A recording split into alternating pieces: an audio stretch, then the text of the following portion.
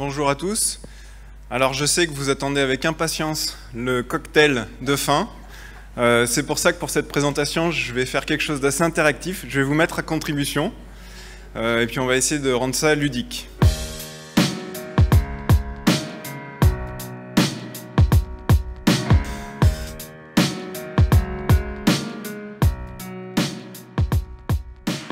Et pour commencer, je vais vous poser une première question. Combien parmi vous ont déjà vécu une inspection? Alors levez la main. Très bien.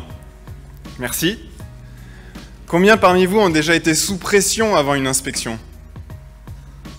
Merci. Et combien parmi vous ont été stressés pendant une inspection? Bon, bah très bien, merci. Bon, bah moi jamais. Alors non, je suis pas meilleur que vous. J'en ai vécu des préparations d'inspection, j'ai vécu des inspections, j'ai vécu des après-inspections, mais bah, je suis consultant et en fait, je les vis pas avec la même pression que vous. Donc voilà. Et du coup, en quoi je suis légitime aujourd'hui pour vous parler de l'interprétation des remarques d'inspection alors que j'ai pas cette pression? Est-ce que je vais venir là pour vous donner des leçons alors que j'ai pas cette pression? Alors, moi, je pensais que c'était pas la meilleure solution. Du coup, j'ai voulu vous présenter aujourd'hui plutôt une approche un peu différente et vous parler de biais cognitifs et comment ces biais cognitifs impactent l'interprétation des remarques d'inspection. Donc, c'est quelque chose que j'étudie depuis quelques années et du coup, sur cette présentation, je vous propose une introduction aux biais cognitifs parce que forcément, en 25 minutes, on va pas pouvoir approfondir tout le sujet. Mais voilà, on va essayer de vous introduire à ça et de vous donner envie d'aller voir un peu plus loin sur ce sujet. Et pour commencer cette présentation, je vous propose 3 chiffres et faits intéressants. Le premier, c'est 35 000. 35 000, c'est le nombre de décisions qu'un adulte prend aujourd'hui, à notre époque, par jour. Par jour. Alors c'est une étude qui a été menée en 2017 dans le développement d'intelligence artificielle qui a permis d'identifier ça. Vous avez en bas de page de chaque diapositive les liens vers les études si vous voulez aller voir. Mais voilà, 35 000 c'est énorme. 11 secondes. 11 secondes, c'est ce qu'on a été capable de mesurer comme temps par imagerie cérébrale. Le temps entre le moment où le cerveau prend une décision et le moment où la personne en a conscience. Pour certaines décisions. 11 secondes, c'est énorme aussi.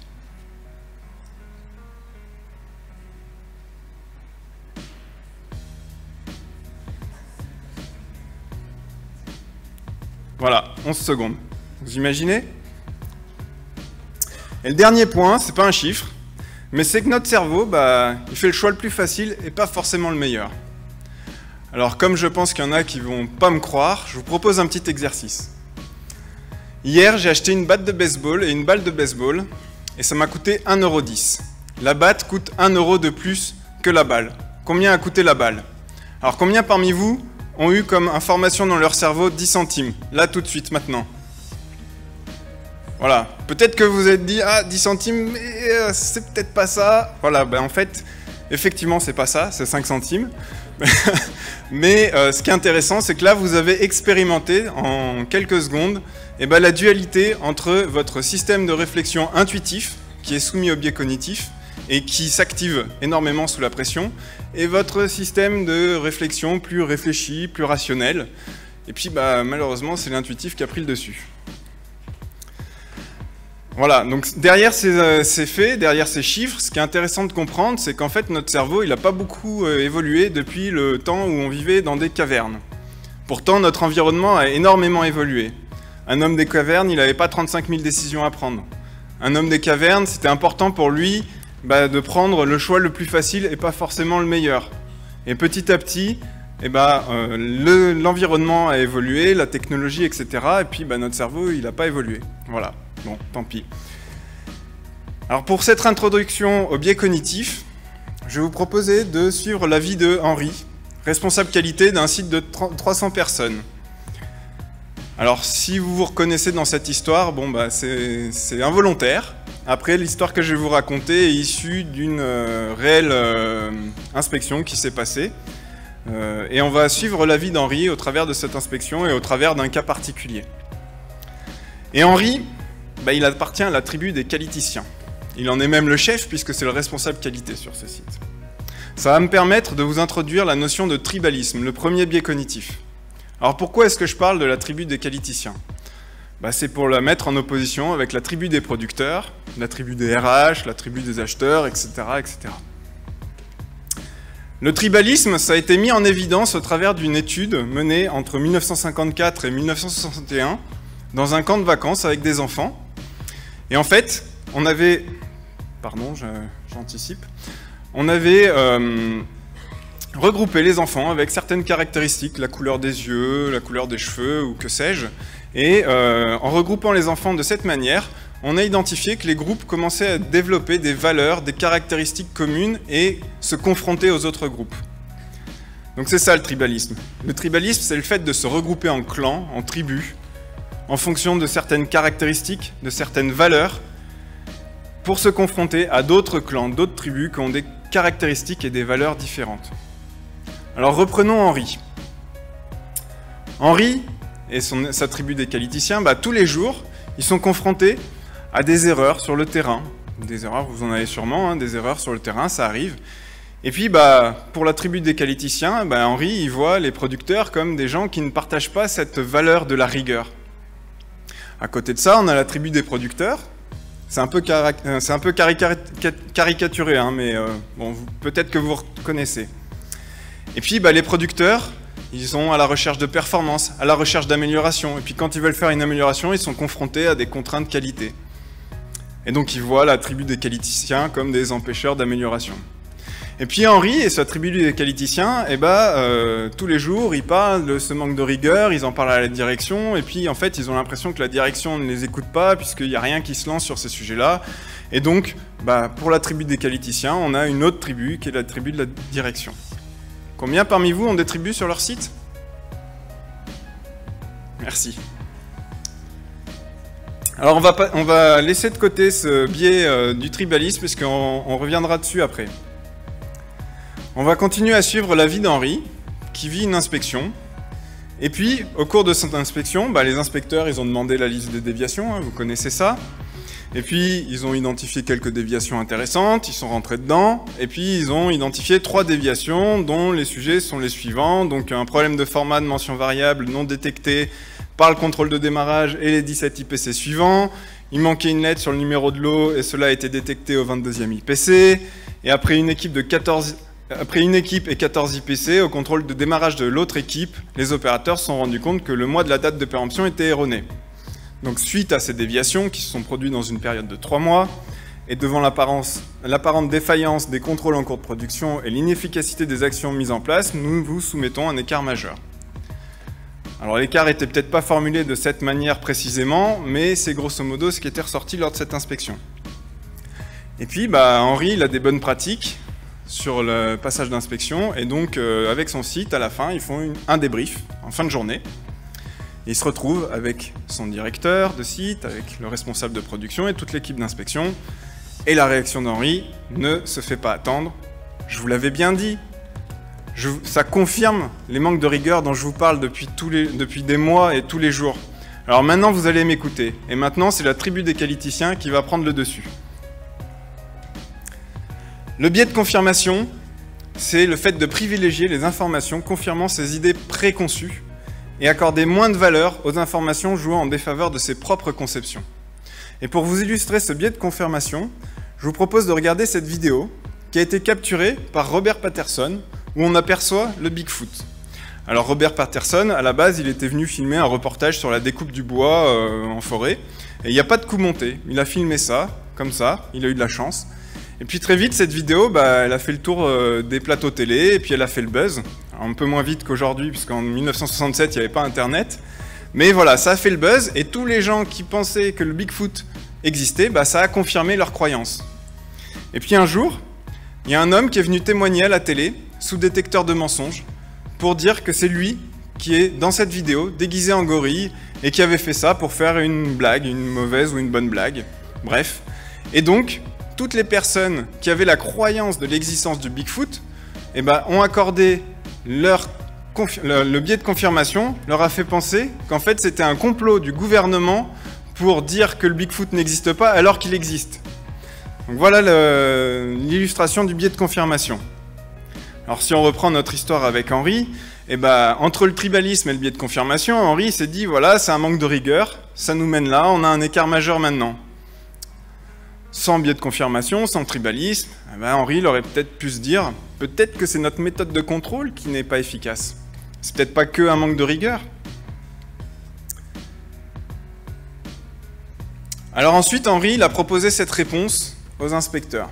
Nous allons mettre en place un contrôle systématique par les chefs d'équipe des mentions variables pour chaque contrôle de démarrage de l'eau, en plus du double contrôle déjà en place par les opérateurs.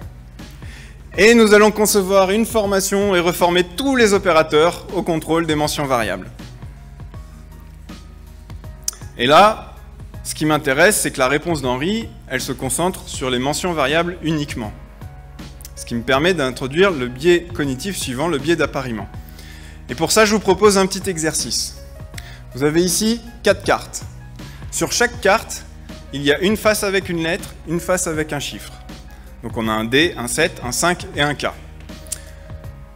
L'exercice, c'est de me dire quelle carte vous devez retourner pour confirmer la phrase. Si une carte a un D sur une face, alors elle porte un 5 sur l'autre face. Combien parmi vous retourne la carte D ? Pas grand monde. D'accord. Combien parmi vous retourne la carte 7 ? Encore moins. Combien parmi vous retourne la carte 5 ? Beaucoup de monde. Et combien parmi vous retourne la carte K ? Personne. Très bien. Merci. Mais en fait, la bonne réponse, c'était de retourner la carte D et la carte 7. Alors c'est intéressant parce que beaucoup de monde a levé la main pour la carte 5. Mais si vous retournez la carte D et qu'il y a un 5, ou qu'il y a autre chose qu'un 5, pardon, alors la phrase n'est pas bonne. Et si vous retournez la carte 7 et qu'il y a un D derrière, alors la phrase n'est pas bonne. Par contre, si vous retournez le 5, quelle que soit la lettre qu'il y a derrière, la phrase est bonne. Et en fait, si beaucoup de monde ont pensé à retourner la carte 5, eh ben c'est lié au biais d'appariement. Le biais d'appariement, c'est le fait de se focaliser sur des éléments cités dans l'énoncé de la question. Donc en fait, dans l'énoncé où je vous parle de la carte D et de la carte 5, eh ben ça a biaisé votre raisonnement là-dessus.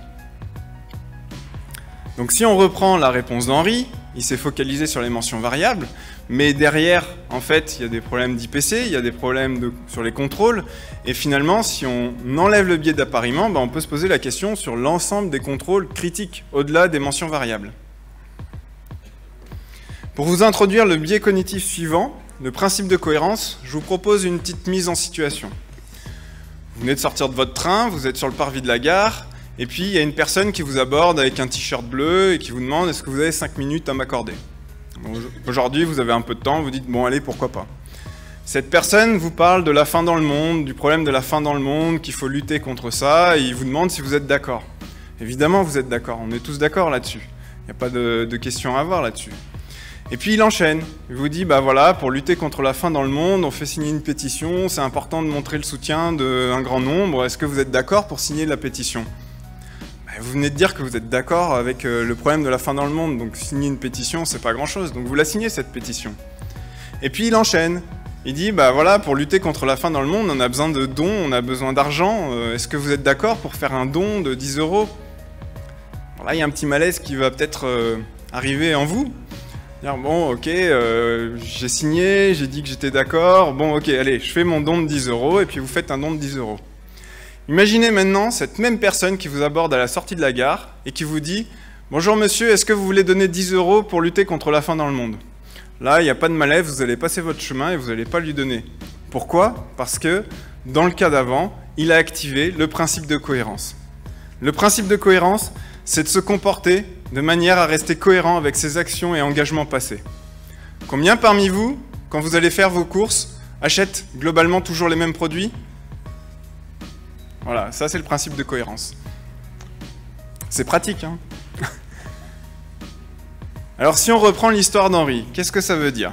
On reprend ça la réponse d'Henri, donc on rajoute un contrôle par les chefs d'équipe et on va reformer tous les opérateurs. Henri, ça fait 15 ans qu'il est dans l'industrie pharmaceutique en qualité, et Henri, à chaque fois qu'il y a une erreur, eh ben, il a l'habitude de voir, on va sensibiliser, on va former, on va reformer. Donc, de proposer comme action de créer une nouvelle formation et de reformer tout le monde, bah, quelque part, il reste en cohérence avec ses engagements passés. Et puis Henri, il travaille dans l'industrie pharmaceutique, et on l'a vu ce matin ou en début d'après-midi, l'industrie pharmaceutique, historiquement, c'est une industrie issue du contrôle qualité. L'assurance qualité, finalement, c'est assez récent. Et donc de rajouter un contrôle, c'est rester en cohérence avec l'histoire de notre secteur. Alors que sans principe de cohérence, Henri aurait pu se dire peut-être qu'on peut faire nos contrôles différemment. Peut-être que ce n'est pas la formation et de rajouter un contrôle qui va régler notre problème. Alors là, je vous ai présenté et introduit 4 biais cognitifs. C'est peut-être un peu rapide, un peu caricatural. Il y en a bien d'autres. J'aurais pu vous parler du biais d'autorité des inspecteurs. De l'aversion à la perte, de l'aversion au risque, l'ancrage, le biais de statu quo pour éviter l'innovation, le biais d'illusion de supériorité, il y en a plein d'autres. Donc ce serait un plaisir de vous les présenter, mais là j'ai pas le temps et surtout je me suis engagé à vous donner quelques solutions pour lutter contre ces biais. Mais n'hésitez pas à venir me voir, ce sera un plaisir d'en discuter avec vous. Alors qu'est-ce qu'on peut faire pour lutter contre ces biais ? J'ai quelques conseils et un outil à vous donner. Premier conseil, initiez vos équipes et ceux qui sont impactés par les inspections au biais cognitif. Le seul fait d'avoir conscience qu'on est soumis au biais cognitif dans nos décisions, c'est déjà un premier pas pour ne plus être soumis à ces biais cognitifs, pour prendre des décisions plus réfléchies. Le deuxième, et je trouve que ça fait bien le lien avec la conférence juste avant, anticipez votre démarche de qualité efficace.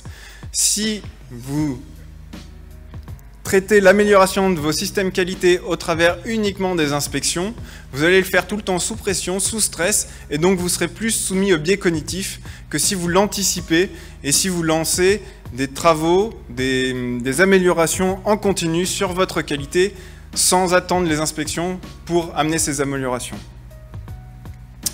Et le troisième, c'est faites-vous aider par des personnes extérieures de votre entreprise pour sortir des sentiers battus. Parce que si vous travaillez uniquement avec des personnes en interne, vous allez faire face au tribalisme, vous allez faire face au biais de confirmation, au principe de cohérence, etc., etc. Donc n'hésitez pas à vous faire aider pour vous aider à vous apporter des solutions nouvelles, des regards nouveaux sur vos dysfonctionnements ou comment améliorer votre qualité. Alors ensuite, l'outil que je vais vous présenter s'appelle le 10-10-5. Le 10-10-5 pour 10 jours, 10 mois, 5 ans. Ça vous permet de mettre en parallèle la réponse qui est donnée avec l'impact qu'il va y avoir à différentes périodes de temps. On va faire l'exercice avec la réponse d'Henri. Donc Henri, il a soumis sa réponse, on va reformer, on va mettre des contrôles en plus, puis la réponse, elle est facilement acceptée par les inspecteurs, parce que les inspecteurs, ils sont aussi soumis au biais cognitif, donc le principe de cohérence, ils l'ont aussi, donc c'est des réponses qu'ils ont l'habitude de voir, donc c'est facile à accepter. Et puis au bout de 10 mois, on aura reformé tous les opérateurs, on aura rajouté le contrôle par les chefs d'équipe, mais bon, c'est une formation en plus pour les opérateurs, avec toute la charge mentale qu'ils ont au quotidien, au milieu de dizaines d'autres formations. Bon, pour eux, elle aura peut-être pas eu beaucoup de sens, et finalement, à mon avis, que très peu d'impact. Et puis les chefs d'équipe, ils sont déjà bien chargés, ils ont déjà un quotidien bien chargé à courir partout, donc ils vont faire les contrôles, puisque voilà, on leur demande de les faire, mais ils vont les faire peut-être plus rapidement, et puis finalement, ils risquent de faire les mêmes erreurs que les opérateurs, voire même pire. Ça pourrait se transformer en contrôler que dans le dossier de l'eau, c'est renseigné que les opérateurs, ils ont fait le contrôle. Et puis à 5 ans, c'est le retour à la case départ. Pourquoi ? Parce qu'en 5 ans, il est fort probable que votre équipe elle ait beaucoup évolué, qu'il y ait eu des changements importants dans l'effectif. Et ok, vous avez intégré la formation dans le parcours d'intégration, mais encore une fois, c'est une formation en plus dans ce parcours d'intégration, avec des dizaines, des vingtaines, voire même plus de formations. Et puis du coup, pour les opérateurs, ils ne comprendront plus le sens de ça. Et pour les chefs d'équipe, effectivement, le contrôle avec la charge d'activité, puis il y aura peut-être eu de nouveaux projets qui seront arrivés, donc les chefs d'équipe, les contrôles, ils continueront à se faire de manière peut-être un peu trop rapide, et le risque d'erreur, il sera toujours là. Et finalement, au bout de 5 ans, les erreurs qui ont été détectées lors des déviations, il y a de fortes chances qu'elles soient toujours là. Alors, on aurait pu penser à d'autres manières de faire, il en existe, s'inspirer de comment se fait un contrôle entre un pilote et un copilote avant le décollage d'un avion, par exemple. Mais voilà, donc juste en utilisant cet outil, ça nous permet de prendre du recul sur la réponse apportée. Alors j'ai terminé avec cette introduction sur les biais cognitifs, c'est un peu rapide. L'idée c'était surtout de vous donner envie d'aller plus loin, d'aller approfondir ce sujet. Ce qu'il faut comprendre, c'est quand on prend conscience de ces biais cognitifs, c'est un peu comme si on rentrait dans la matrice. On voit le monde qui nous entoure différemment, on prend des décisions de manière plus réfléchie, aussi bien dans les inspections, mais aussi dans notre quotidien. Personnellement, moi, ça m'a permis aussi de repenser la manière d'accompagner mes clients sur les différents sujets, de penser à la charge mentale justement des opérateurs face à des erreurs humaines et donc mettre en place des éléments qui permettent d'éviter ces biais cognitifs dans des décisions, mais aussi, si on prend l'exemple d'investigateur, passer plus de charge mentale sur l'investigation plutôt que savoir comment je vais investiguer. Donc voilà, c'est important ces biais cognitifs parce que c'est notre quotidien. À chaque décision, on est soumis à ces biais cognitifs. Et pour aller plus loin, je vous propose 2 lectures qui permettront, voilà, si vous voulez approfondir ce sujet, qui vous permettront de mieux comprendre ça. Influence et manipulation, qui va vous faire prendre conscience de comment les démarches marketing aujourd'hui utilisent ces biais cognitifs pour nous faire prendre des décisions émotionnelles dans des actes d'achat plutôt que rationnels. Et puis système 1, système 2, j'ai tiré quelques exemples aujourd'hui de ce livre qui permet, au travers d'exercices assez simples et illustrés, de mieux comprendre justement la différence entre notre mode de réflexion intuitif et réfléchi et l'impact des biais cognitifs.